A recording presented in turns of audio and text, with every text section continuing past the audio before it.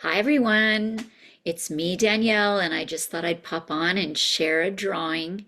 This one has a lot going on with it, so I'll try to talk about what I saw. And I was hired to do somebody's spirit guide artwork. They did give me permission to talk about this, although I won't use their name. And I want to make sure it's very clear that I would never talk about somebody's story without their permission. So I was hired to do the spirit guide reading, which I went into a meditation. I connected to this woman, and what I saw was a person who had very long, straight black hair. They looked about 25, 30 years old. They were indigenous, like First Nations, Native American. And I saw them walk away from their community, and by themselves, they opened their mouth, and this big Thunderbird flew out of their mouth. So I saw that this person's main spirit guide was a Thunderbird, and I didn't know the origin story about Thunderbirds. And so I made a note to myself, I need to do some research about this. Next, I saw this person still, an indigenous person, long black hair, and honestly, I couldn't tell if they were a male or female, so it was pretty ambiguous. I wouldn't know. But they were standing there, and an eagle landed on their shoulder. So I got that not only is their spirit animal an eagle, but this eagle is soul bonded. Like, they know each other, they love each other.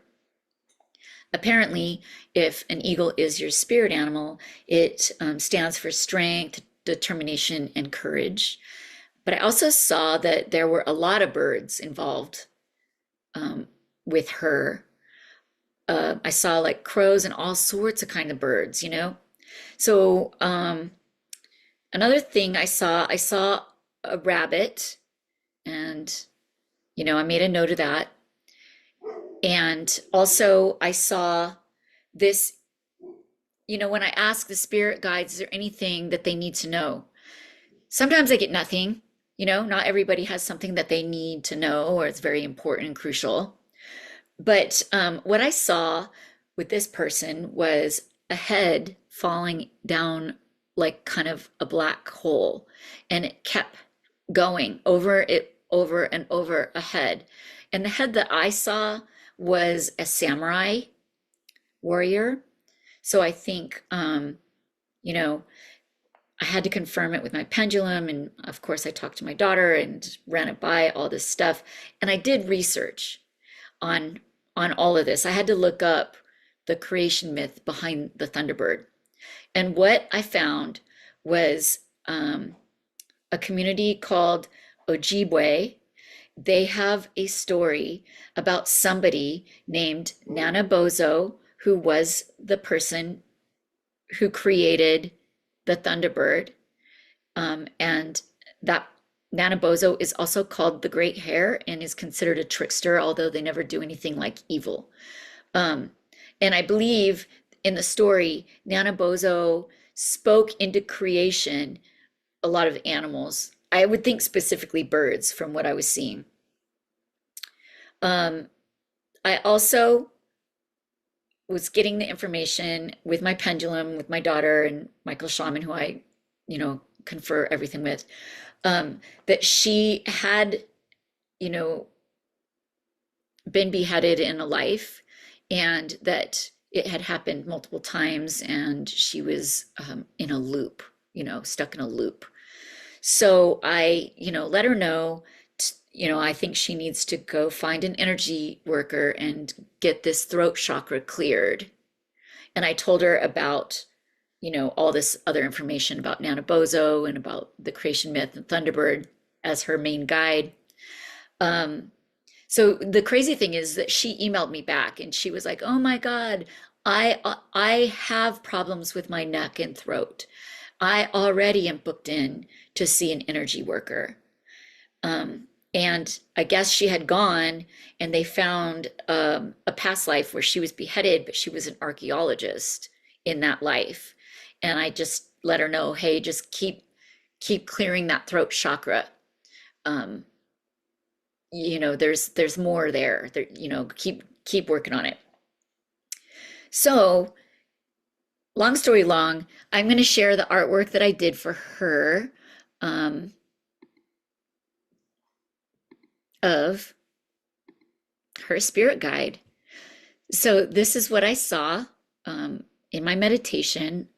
This is exactly what it looked like with the Thunderbird flying out of a mouth. I think this was a really cool kind of short. It's almost like seeing a movie without sound, but this is what I saw.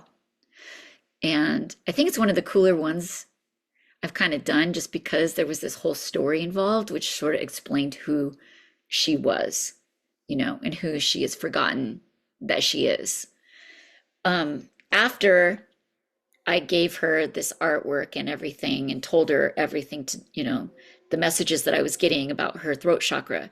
And I'm going to say this because I think I've said it before, that if you've got trauma in your chakras, they can manifest, even if it's from a past life, into some health problems in your current life or affect you in your current life.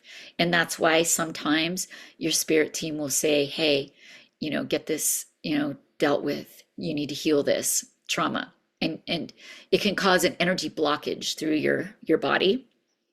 And even though it's in your energy body, it over time can start to manifest into an injury or illness in your physical body. And even after you get it cleared by doing the healing and work that is required, it will still take time for that healed energy body to now affect your physical body and manifest the better health. So I just wanted to explain that.